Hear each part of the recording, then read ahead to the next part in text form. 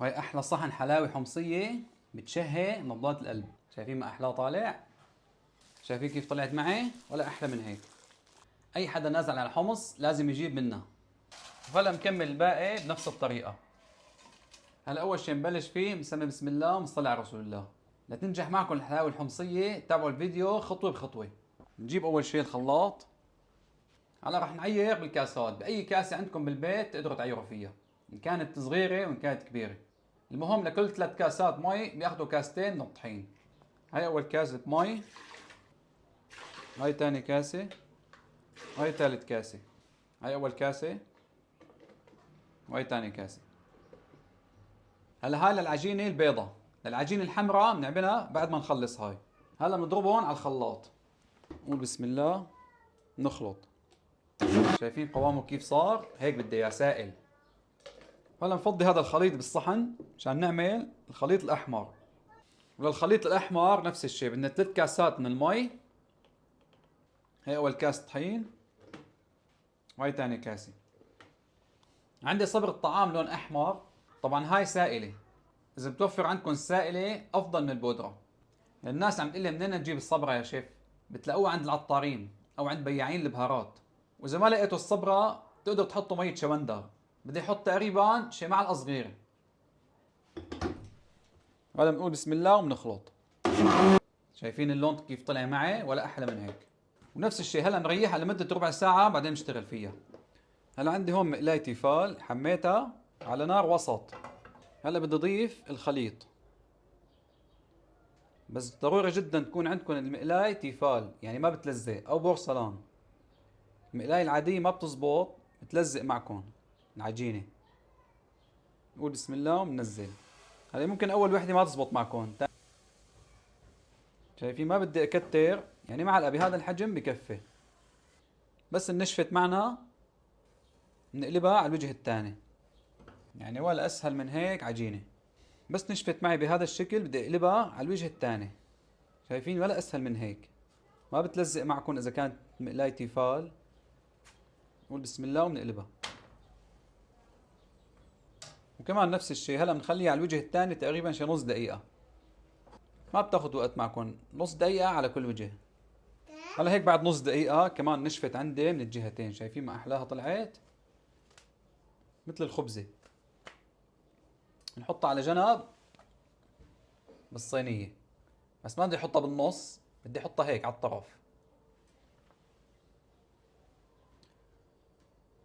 وبنرجع بنحط معلقة تانية. بسم الله. بنوزعها بنوزعها بهذا الشكل. ولا بتلزق ولا شيء. بسم الله. هلا نجي للحمرة. نقول بسم الله وننزل.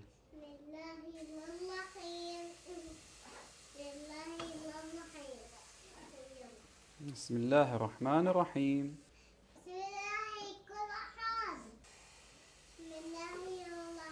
شايفين بدنا نوزعها مباشرة، بدنا نوزعها.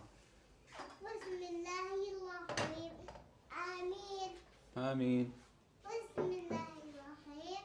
بسم الله الرحمن الرحيم. قل آمين. آمين. أنا بدي إياها عجينة، ما بدي إياها تستوي، بدي إياها تضل عجينة. هلا هيك بعد ما عملنا هدول شايفين حطيتهم على الطرف، ما بدي أحطهم فوق بعض مشان ما يلزقوا ببعضهم. هلا بحطهم على جنب. هلا هيك بعد ما خلصوا معي شايفين كيف طلعوا معي. بس لازم كل شوي نقلبهم مشان ما يلزقوا بالصينية، وما لازم نحطهم فوق بعض. إذا حطيناهم فوق بعض راح يلزقوا معكم. فلازم نفردهم بهذا الشكل. لازم نقلبهم كل شوي حتى يبردوا بشكل منيح. بس انبردوا عندكم بشكل منيح خلص اتركوهم مثل ما هن. هلا بدي اخليهم هون على الطاولة نفسها هاي، او اذا عندكم مكان فيه هواء حطوهم بمكان فيه هواء. هلا لازم يضلوا بهذا المكان لمدة يومين. راح تستغربوا هلا تقولوا يومين مشان وصفة؟ ايه يومين مشان وصفة. هي صح بتاكل شغل، بس هي هيك اصولها يعني. نحن عم نعملها على اصولها.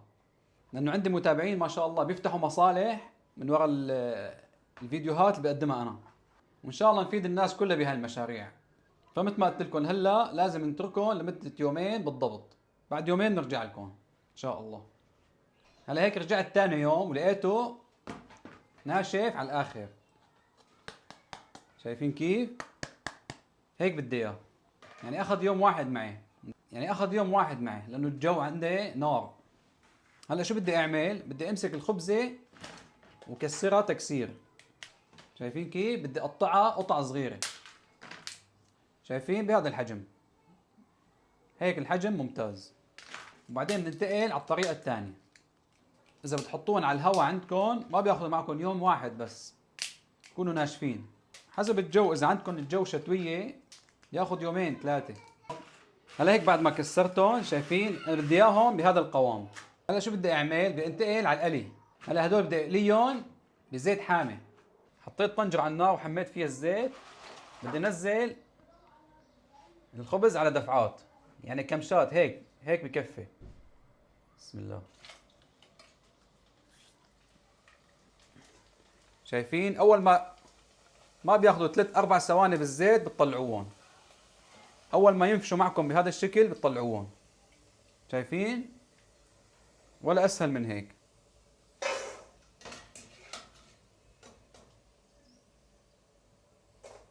ما بدي العجين ياخذ لون معي.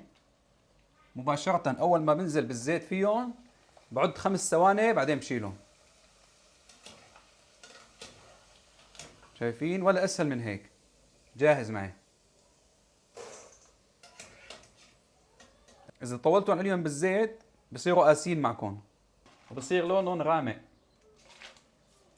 هلا بنجي للخبز الاحمر. نقول بسم الله وبننزل.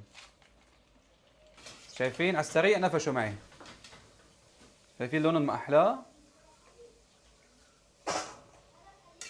شو كنا كترنا صبرة. لازم الصبرة تكون اقل من هيك، ولازم يجي لونها زهري. هاي لونها احمر.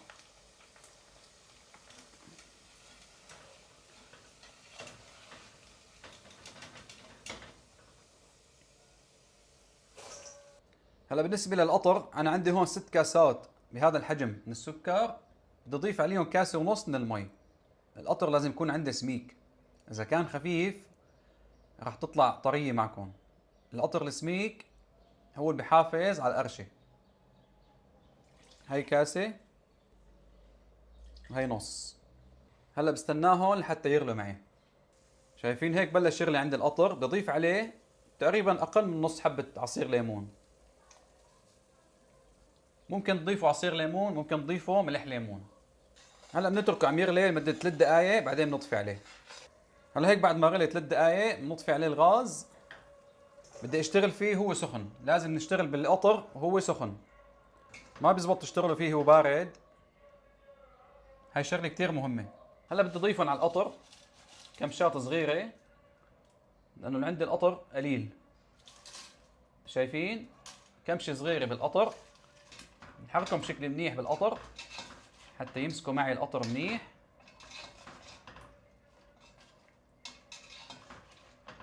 بنقلبهم بشكل منيح بعدين بنشيلهم بنحطهم بالمصفاية.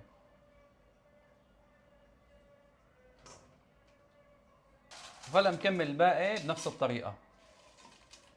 هلا هيك خلصنا الخبز الأحمر. نجي للأبيض كمان. بنحط كمشات صغيرة بنخلطهم بالقطر بشكل منيح ونصفيهم بشكل منيح. بنجيب كيس شفاف بهذا الحجم، اكبر او اصغر ما بتفرق. بنجيب اول شيء اللون الاحمر او الابيض نفس الشيء. بعدين بنجيب طبقة بيضاء، بعدين طبقة حمراء. بنبلش نعملها مثل القالب.